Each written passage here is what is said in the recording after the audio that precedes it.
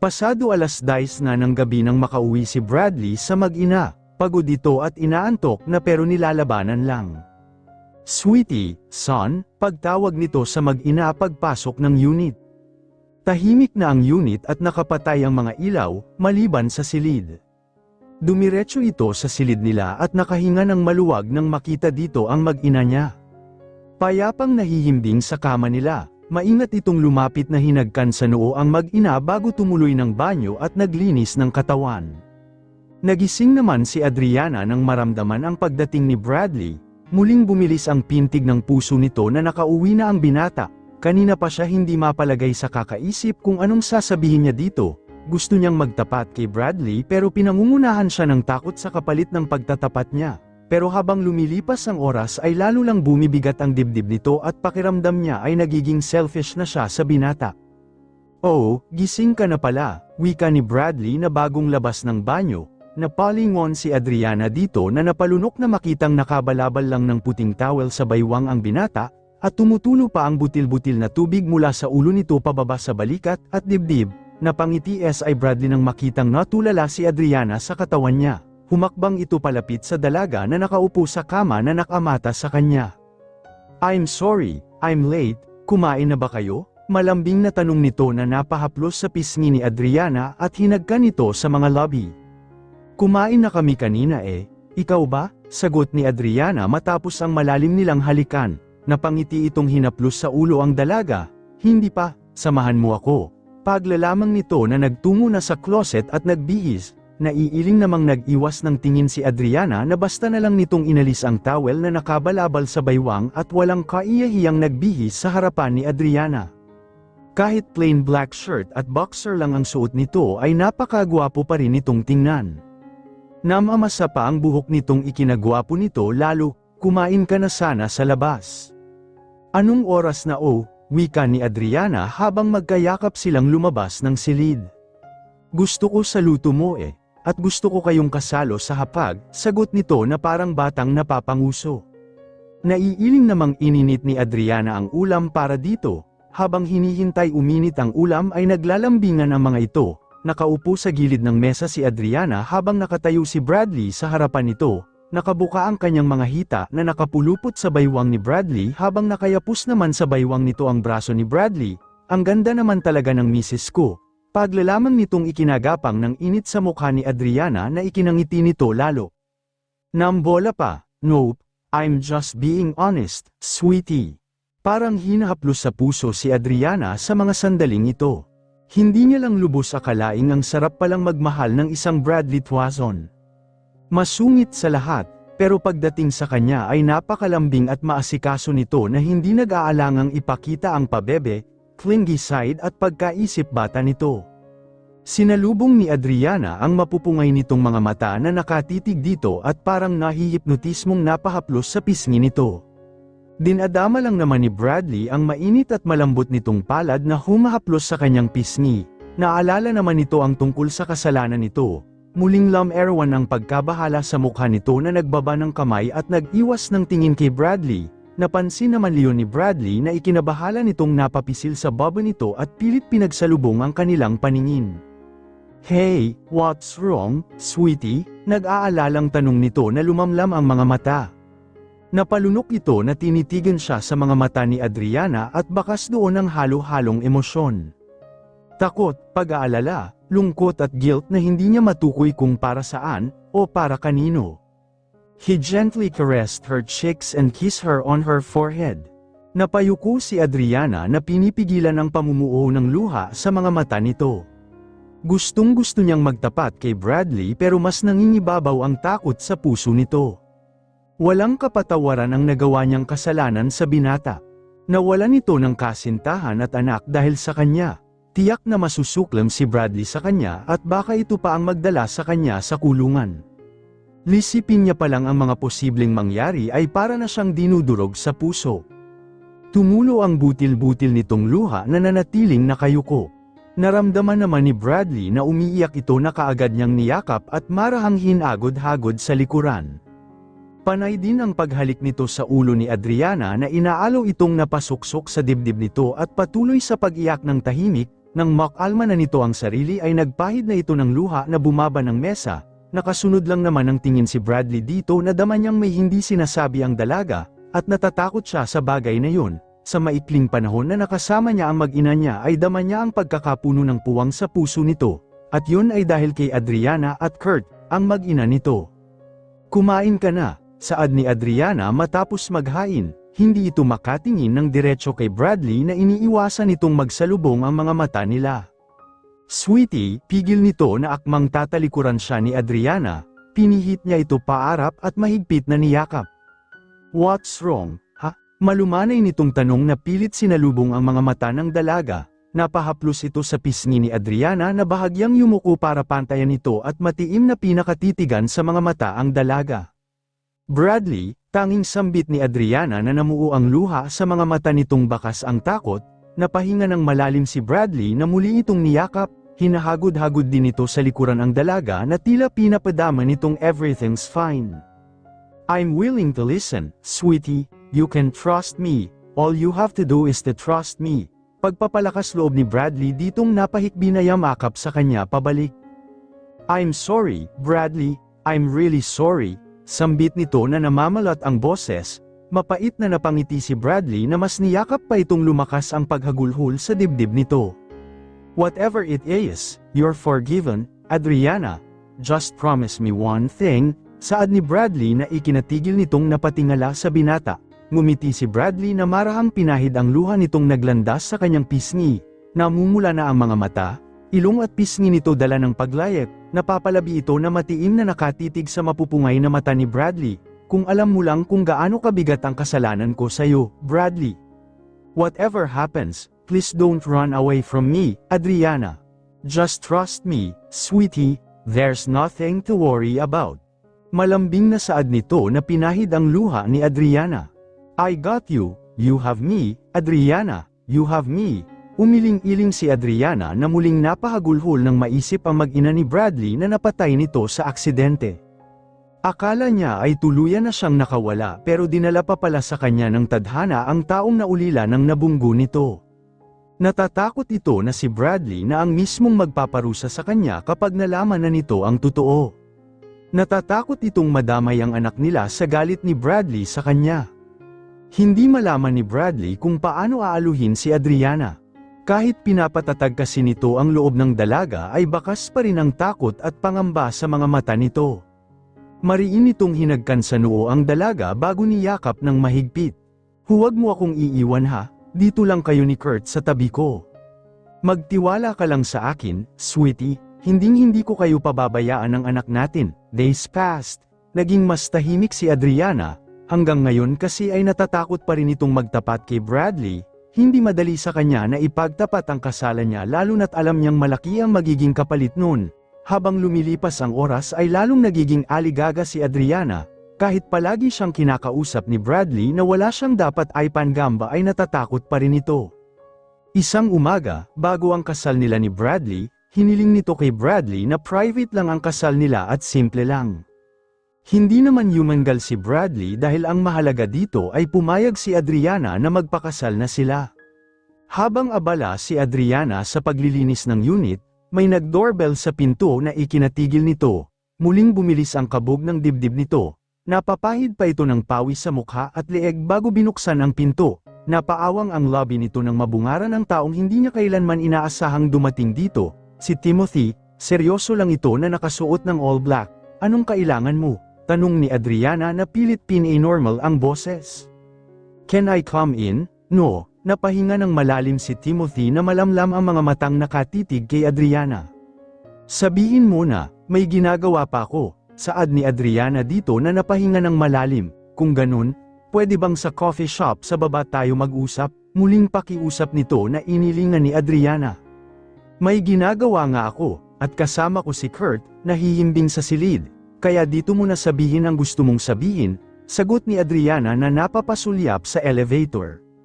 Nag-aalala kasi ito na baka dumating bigla si Bradley at kung ano pa ang isipin kapag naabutan niyang kausap nito si Timothy. Fine, dito na lang, pagsang-ayon ni Timothy na napasulyap pa sa katabi nilang unit na napailing. Alam ko na ang lahat, Napalunok si Adriana na bumilis ang kabog ng dibdib. Napalunok ito na nag-init ang pisngi sa sinaad ni Timothy. Anong alam mo na ang lahat? Napahinga ng malalim si Timothy na lumamlam ang mga mata sa dalaga. Kinuha nito ang kamay ni Adriana na napasinghap at halos lumuwa ang mga mata. Pilit nitong binabawi ang kamay pero mahigpit yung hinawakan ni Timothy. Ako ang pinuntahan mo, di ba? Pero nagkamali ka ng unit na pinasok noon dahil lasing ka. Alam ko na, Adriana, alam ko na ang nangyari. 5 years ago. Bakit hindi ka nagsalita? Bakit tumakbo ka? Tingin mo ba hindi kita tatanggapin kahit nakuha ka na ng iba? Panunumbat nito na ikinatulo ng luha ni Adriana. Adriana, mahal na mahal kita. Wala akong hindi kayang gawin para sayo. Timothy, what's going on here? Sabay silang napalingon sa may likuran ni Timothy at kaagad binawi ni Adriana ang kamay. Mabungaran ang madilim na anyo ni Bradley. Nanigas sa kinatatayuan si Adriana nang sumulpot si Bradley at naaktuhan pa na hawak-hawak ni Timothy ang kamay nito. Kita ang pagdidilim ng anyo nito na napasulyap sa kamay ng dalawa kaya mabilis na binawi ni Adriana ang kamay kay Timothy. Mabuti naman at nandito ka na, Mr. Tuazon, formal na saad ni Timothy pagkalapit ni Bradley. Kasi nandito ako para bawiin ang para sa akin, natawa si Bradley sa sinaad nito na napailing, para sayo? Sa pagkakaalala ko wala ka dahil hindi ako kumukuha ng hindi akin, may kadiinang sagot ni Bradley na ikinakuyom ng kamao ni Timothy. Kabado man ay hinawakan ni Adriana ang kamay ni Bradley na marahang umiling ng lingunin siya nito. Tila nakuha naman ni Bradley ang ibig nito kaya napabuntong hininga na lamang ito. Umalis ka na at huwag ka nang babalik dito, madiing saad ni Bradley na ikinangisi ni Timothy, ibalik mo na si Adriana sa akin, kahit kunin mo ang bata dahil anak mo naman yun. Pero si Adriana, she is mine. Alam mong lasing siya noong pumasok dito sa unit mo. Itong unit dito sa kabila. Ani Timothy na tinuro ang katabi nilang unit. That unit was mine, 5 years ago. Ako ang pinuntahan noon ni Adriana dito. Pero dahil lasing siya ay hindi niya napansin na ibang unit ang napasukan niya na sinamantala mo. Iningatan ko ang mahal ko pero kinuha mo lang sa isang gabi. Ang kapal ng mukha mo. May kadiinang asek ni Timothy na ikinangisi ni Bradley dito. That was before, bastard, before. Iba na ngayon, hindi na sayo si Adriana, because from the moment that I've claimed her innocence, I've already marked her as one of my property, she is mine. Madiinding sagot ni Bradley dito na nag-igting ang panga, bamaling ito kay Adriana na lamambat ang facial expression. Pilit itong ngumiti na naglahad ng kamay sa dalaga na ikinasulyap ni Bradley doon. Sumama ka na sa akin, Adriana. Pinawalang bisa ko na ang kasal namin ni Bernadette. I've only married her dahil pinikot nila ako. Pero ngayong nagbabalik ka na ay wala nang rason para pakisamahan ko siya. Adriana, hindi ko siya mahal. Kailanman ay hindi ko siya minahal dahil ikaw lang ang nandito sa puso ko. Ikaw lang ang mahal ko. Diretsyong saad nito na kay Adriana. Nakamata at hindi alintana si Bradley sa tabi ng dalaga. Nababaliw ka na ba? Matagal na tayong tapos, Bradley. Hindi na ako babalik sa'yo kahit hiwalayan mo pa si Bernadette at iwanan ako ng lahat. I can stand up on my own. Balikan mo na lang yung asawa mo. Huwag mo na akong guluhin dahil masaya na ako sa buhay na meron ako ngayon. Sagot ni Adriana na ikinanlumo nitong kita ang pagdaan ng kirot sa mga mata nito. Umakbay naman si Bradley kay Adriana na napangisi sa kaharap nila. What are you waiting for? You heard her, right? Sarkastikong saad ni Bradley na ikinakuyom nito ng kamao at walang salitang nagtungo sa elevator. Mapait na napangiti si Akiko na napalapat ng lobby. Kita kasi nitong nasaktan si Timothy at tumulo ang luha nito sa sinaad nito. Gustuhin man niyang habulin nito at humingi ng tawad sa nangyari noon. Pero nanatili itong nakatayo na pinanood lang ang binata palayo. Don't tell me you still love that monkey, ani Bradley na ikinatikim nitong natauhan sa pagkakatulala. Ano bang sinasabi mo? Matagal ko na siyang pinakawalan, sagot ni Adriana na pilit ngumiti at inakay na ito papasok ng unit. Since when? I bet magmula nang matikman mo ako, right? Tujo ni Bradley na puno ng kumpiyansa sa tono, natatawa namang nakurot ito ni Adriana sa tagiliran na napatawa, kahit paano ay naibsan ang kaba nito na umaliwalas na muli ang mukha ni Bradley kumpara kanina. Bradley, nilingon ito ni Bradley na tinawag siya ni Adriana habang nagtitimpla ito ng kape. Pilit ngumiti si Adriana na tumabi dito. Ang totoo niyan, magkaibigan lang kami noon ni Timothy, Ipinagkasundo ako sa kanya ni na Daddy, pumayag ako sa kasal namin dahil bukod sa kilala na namin ni Timothy ang isa't isa, ayoko namang ipakasal ako sa hindi ko kakilala. Pagtatapat nito na ikinalunok ni Bradley, Kimi itong ngumiti na nagkibit ng balikat. Wala lang, gusto ko lang malaman mo ang tungkol doon, kaya wala kang dapat ipag-alala kahit umaligid pa si Timothy, hindi naman niya ako maaagaw sa'yo.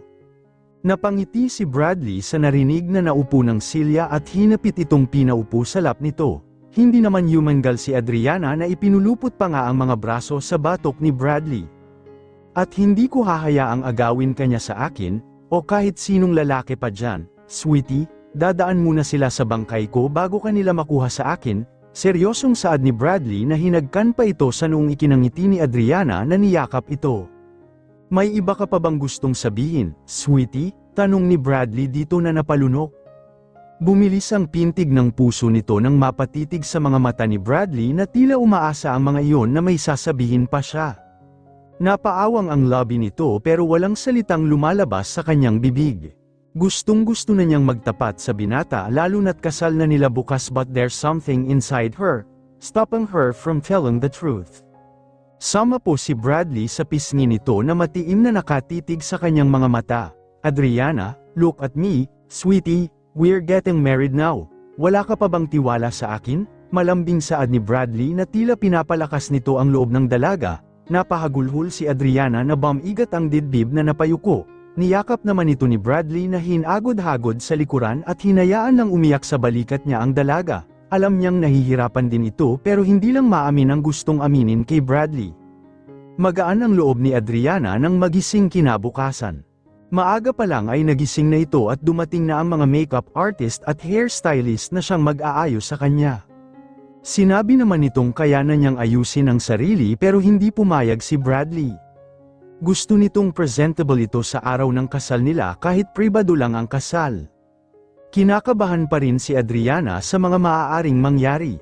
Lingid sa kaalaman nito, nasa loob na ng kulungan ang mga nakagisnan niyang pamilya.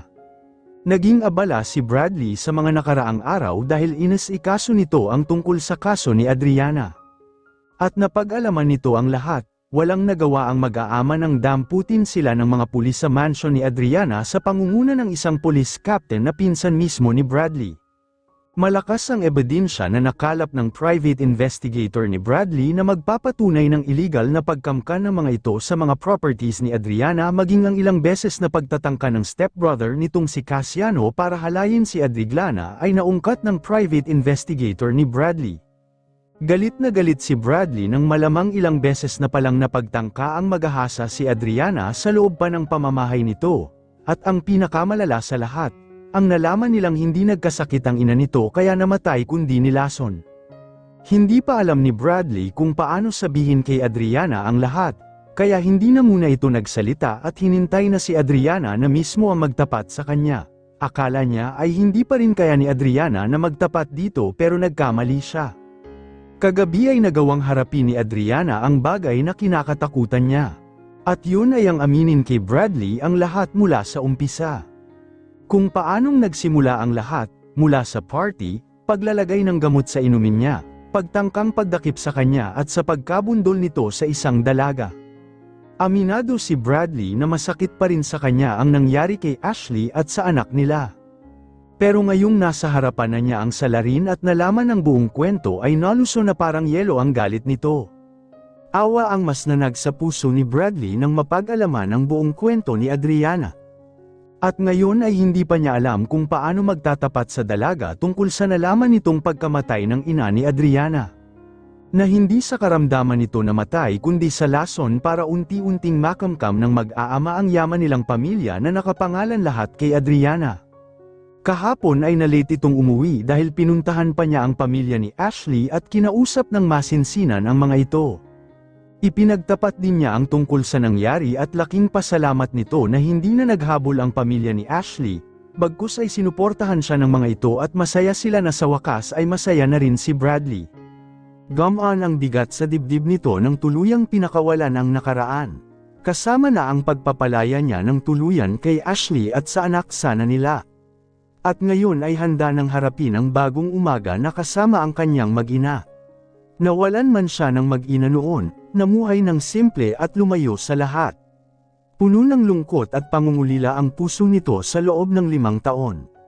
Pero heto at sa isang iglap, binuo siya ng kanyang mag-ina. At yun ay sina Kurt at Adriana. Panay ang buga ng hangin ni Bradley para ibsan ang kaba nito. Nagsimula na kasing maglakad ang mga abay at sponsors nila sa kasal. Sa rooftop ng hotel nila ginanap ang kasal at tanging ang pamilya at mga kalapit nilang kaibigan ang bisita. "You look perfect today, Adriana." Napalingon si Adriana sa nagsalita mula sa likuran nito at napangiting nangilid ang luha nang makita ang dalawang lalaki na hindi niya lubos akalaing makikita sa araw na ito. Si Cyrus at Timothy na kapwa nakasot at may matamis na ngiti sa mga lobby. Napalabi ito na palaipat-lipat ng tingin sa dalawa. Akala niya ay wala nang darating sa side niya para dumalo sa pinakamahalagang araw nito pero heto at sumulpot ang dalawang lalaki na naging mahalaga at malapit sa puso nito. "Anong ginagawa niyo dito? Sa tanda ko ay hindi ko naman kayo inimbita." Nagtatampong saad nito na ikinatawa ng dalawa na niyakap itong napalabi. "Hahayaan ka ba naman naming mag-isa sa araw ng kasal mo?" Wika ni Cyrus na hinaplos ito sa ulo. "Nakakainis kayo." Natawa lang ang dalawa na humawak sa magkabila ang kamay nito at inakay na ito papasok ng venue nang tawagin na sila ng widang coordinator. Parang nakalaya sa lungga si Adriana na gamaan ang lahat sa kanyang dibdib sa pagdating ng dalawa. Hindi pa man niya nakakausap ng masinsinan ang mga ito ay dama niya sa pusong nakahanda ng magparaya ang dalawa para sa kanila ni Bradley. Tumulo ang butil na luha ni Adriana nang mabungaran si Bradley sa harapan ng mini stage. Katabi nito si Kurt na naluluhang nakamata sa kanya. Kahit malayo pa siya sa mag-ama niya ay kita niya ang kakaibang kinang at kesob-ikan sa kanilang mga matang nakatitig lang din sa kanya. 1 year later, maaga pa at tinatamad akong bumangon ngayong araw. Parang kailan lang noong araw na ikinasal kami ni Bradley pero 1 taon na pala ang nakakalipas. It's our first wedding anniversary today. Napakasaya ko at wala na yatang mahihiling pa because God already gave me the greatest gift of all. Binigyan niya ako ng malambing at bibong anak, that is my Kurt. He also gave me the best husband in this world, my Bradley. At ngayon ay pinagkalooban pa kami ng isang munting prinsesa. Si Baby Lauren, sa loob ng 1 taon naming pagsasama ni Bradley ni minsan ay hindi kami nagtalo nito. We respect each other's opinion. Dito sa mansion nila kami nakatira pero nagtatrabaho na si Bradley sa sarili nitong kumpanya. Pinalaki din nito ang talyer nito at ipinamahalas sa mga tauhan ang pagpapatakbo doon. Hindi naman ito hinahayaang mahirapan ako sa pag-aalaga sa mga anak namin. Lalo na ngayon na bagong silang pa lang ako, si Kurt ay pumapasok na sa school at hands-on si Bradley sa paghatid at pagsundo dito. May mini office na nga dito sa mansion si Bradley kaya hindi na siya nagpupunta ng kumpanya. Palagi itong nakaalalay sa akin at iniiwasan ang mga bagay na ayoko para wala kaming pagtalunan. Kahit napupuyat ito sa pag-aalaga kay baby sa gabi ay wala akong naririnig na reklamo dito. Bagkus ay kita ang kakaibang saya at kinang sa mga mata nito na pinagsisilbihan niya kaming mag-iina niya. Napangiti ako nang maramdaman kong pumasok ng silid si Bradley. Kahit nakapikit ako ay alam na alam ko ang pabango at presensya nito. Naupo ito sa gilid ng kama na marahang hinaplos ako sa pisngi. "Good morning, wife, aren't you hungry?" Malambing na saad nito na yumuko at hinagkan ako sa noo. Para akong teenager na kinikilig kay crush, araw-araw namang sweet at clingy si Bradley sa akin. Pero hanggang ngayon ay hindi pa rin ako masanay-sanay. Napasingot ako ng maamoy na parang may roses sa tapat ng ilong ko na ikinatawa nito. Dahan-dahan akong nagdilat ng aking mga mata at bumungad ang isang bouquet ng red roses sa tapat ng mukha ko na hawak nito. Matamis itong nakangiti sa akin na napakaaliwalas ng gwapong mukha, halatang bagong ligo din ito na napakabango niya. Nahiya naman ako na nakapantulog pa at wala man lang hilamos at sepilyo. Sabog-sabog pa ang buhok ko na wala na sa ayos. Inalalayan ako nitong makaupo na napasandal sa headboard ng kama at inabot ang bulaklak dito. Napakabango na ikinapikit kong sumilay ang matamis ng ngiti sa aking mga labi. "Happy first anniversary, mahal ko," pagbati nito na ubod ng lamang, Saka ko lang napansin na mag-isa na pala ako sa kama at may mga nagkalat na red rose petals sa kama maging sa sahig. May dala na rin itong agahan na para sa 2 tao at gatas na nakalapag sa bedside table. "Good morning, baby," ang sweet naman, "happy anniversary." Sagot ko na mabilis itong hinagkan sa mga labing ikinapikit at ngiti nito. "Anything for my wife," kindat nito na ikinalapat ko ng labing pinamulahan ng pisngi. "Anyway, may vacation trip tayo ngayon, ha?" Nagtataka naman akong napatitig dito. Wala naman kasi akong matandaan na nag-set kami ng bakasyon. Ngumiti ito na kinuha ang kaliwang kamay ko at hinagkan ang wedding ring namin na suot ko. Hinaplos pa nito yon ng kanyang hinlalaki na kakaiba ang kinang sa kanyang mga mata. "It's been 1 year since the day I put this ring on your finger. I just can't believe that you were mine." Hanggang ngayon ay para pa rin akong nananaginip ng gising na may masayang pamilya akong naitayo dahil sa'yo. "Baby, hindi ko yata ma-imagine ang buhay ko na wala kayo sa piling ko. Mabuti na lang at dinala kayo sa akin ng tadhana." Madamdaming saad nito na ikinangiti kong napahaplos sa pisngi nito. "At napakaswerte din naming mag-iina mo na ikaw ang asawa ko at ama nila Kurt at Lauren, baby, napakasaya naming kasama ka. Hindi mo ba pinagsisihan na ako ang nakabuntis sa'yo, baby?" "Nope, never, baby," sagot ko na umiling-iling. Ilang segundo kaming nagkatitigan na may ngiti sa aming nga lobby. Kahit kabisado ko na ang mukha ni Bradley ay hindi ko pa rin maiwasang purihin siya sa isipan ko. Napakagwapo naman kasi ng nilalang na ito na hindi nakakasawang pagmasdan ang maamo niyang mukha.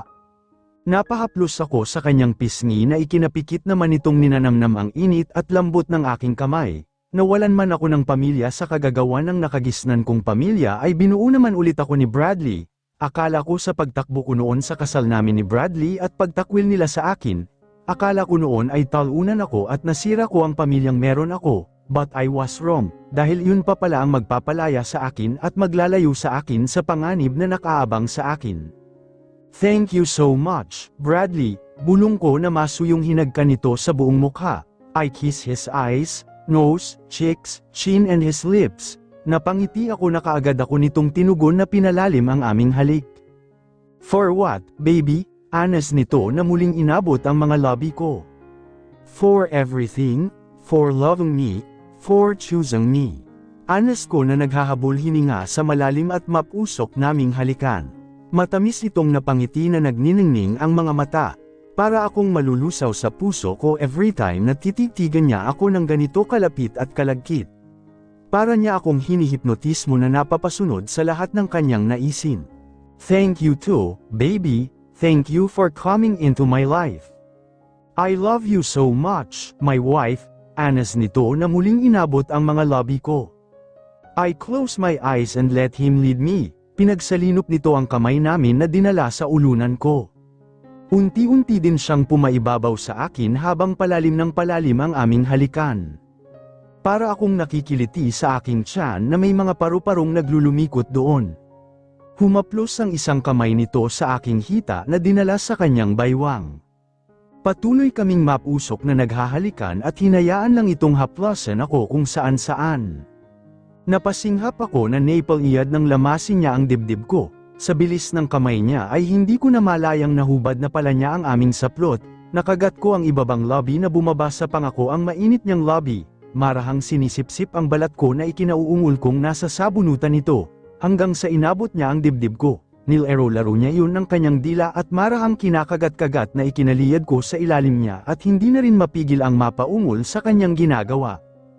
"I love you so much, my wife," anas nito na muling inabot ang aking mga labi. Hindi na ako nakasagot pa na hindi na nito binitawan pa ang mga labi ko. Our eyes met. Kapwa namumungay at nag-aapoy ng pagnanasa ang aming mga mata. Bawat galaw nito ay napapaawang ang aming mga labi na mahinang napapaungol. Para akong hiniheles sa call upon sa bawat paggalaw nito ng dahan-dahan.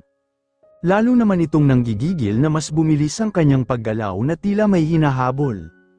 Humigpit din ang pagkakayakap nito sa akin na mabibigat ang paghinga. Ilang madidiing paggalaw pa then he explode inside me. So good, anas nito na may ngiti sa mga labing bumagsak sa ibabaw ko. Napayakap ako dito na hinaplos-haplos sa kanyang ulo.